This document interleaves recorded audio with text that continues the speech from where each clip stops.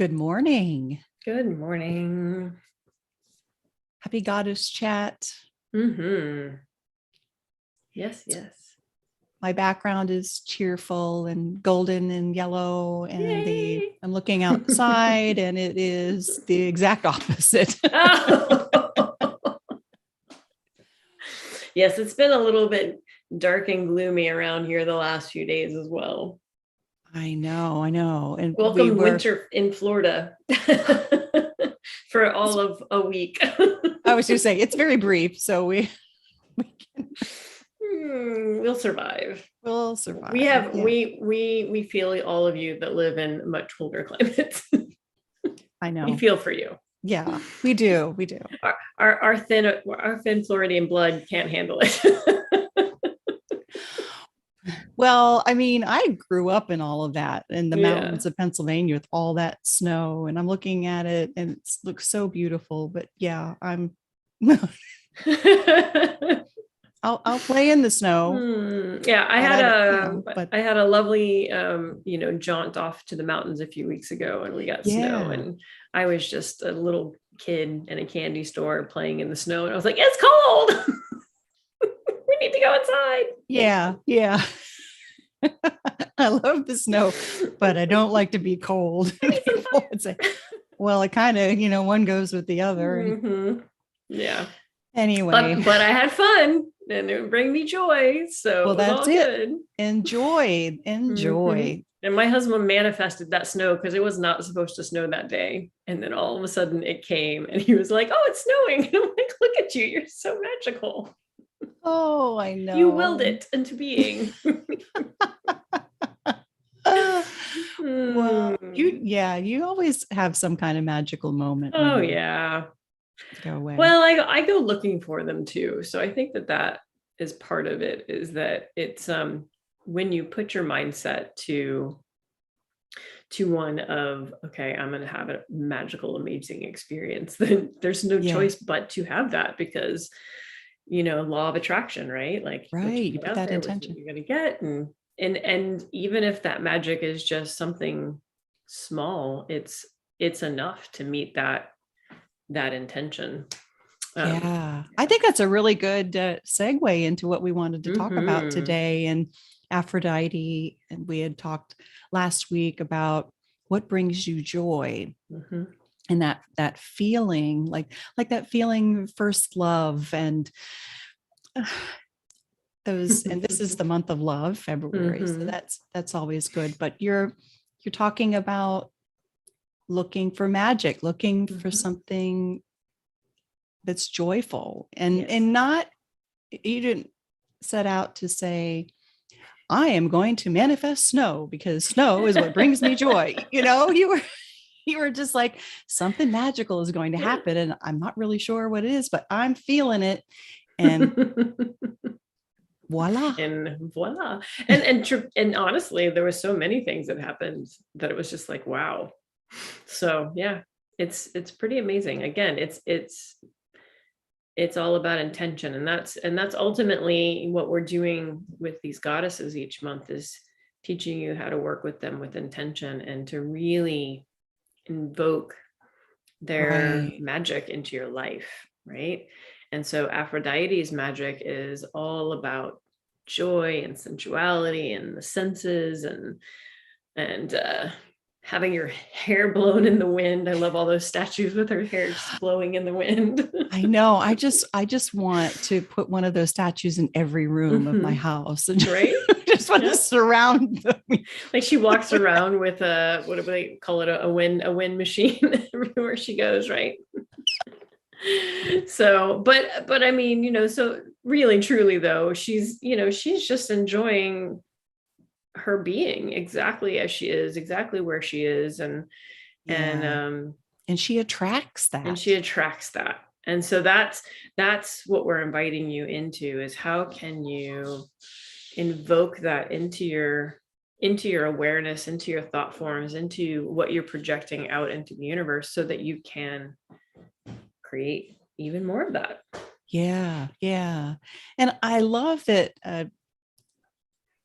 several of the goddesses in our group are showing us last month we were talking about the muses and what inspired you to bring out your most creative self and all that. And then they're taking that to this month with Aphrodite, and Shannon is doing her art, and people are making their altars or just bringing in little elements that bring them joy and that remind them. So we were going to talk about altars today, right? And that's our kind of our focus for the week. So tell me what you discovered.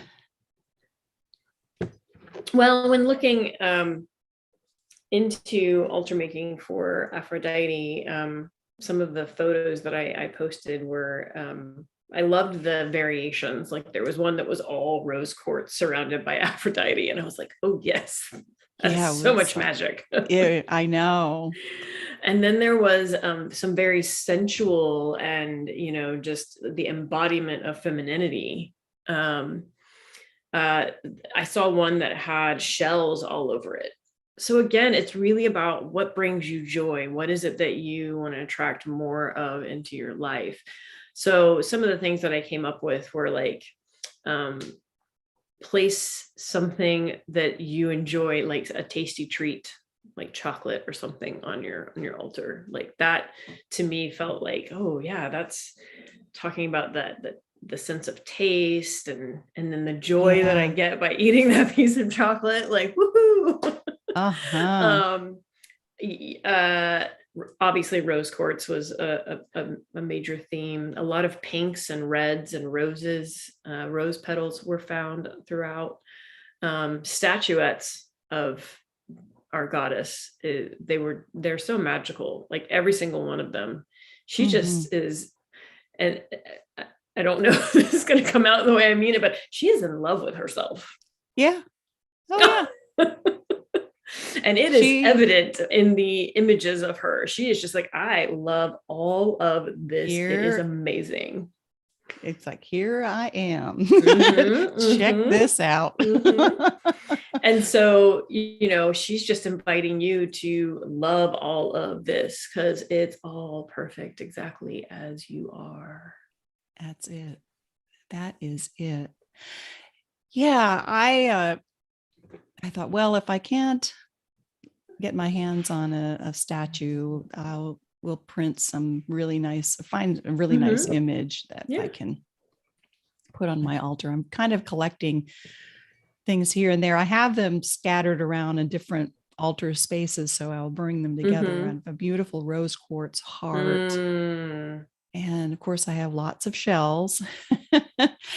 And I've discovered some essential oils that I didn't have that are really, really in tune, I think, to the Aphrodite energy. So I'm going to pull some of that out and see how I can sprinkle it into a candle, and maybe dress a candle with some of those. Oh yeah. Dressing candles is so much fun. Yeah. That actually might be a really fun experience for us to have with the goddesses is dressing a candle for the goddess. Because you can put essential oils in them. You can put flowers and flower essences and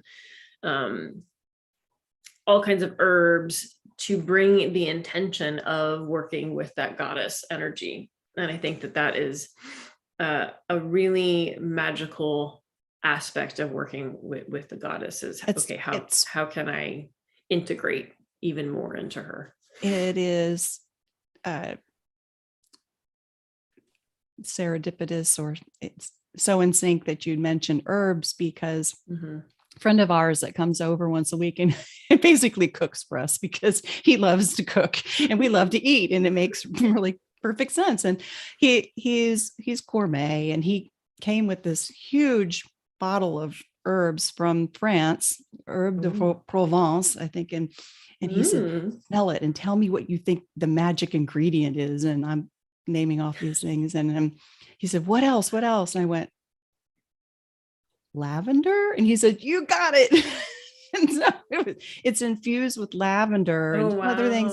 And it's so subtle, but I was like, that is so Aphrodite, Uh-huh. so goddessy. Just Mm-hmm. throw a little lavender into that herb blend. He said, yeah, and it goes Yeah. great with eggs, and it goes.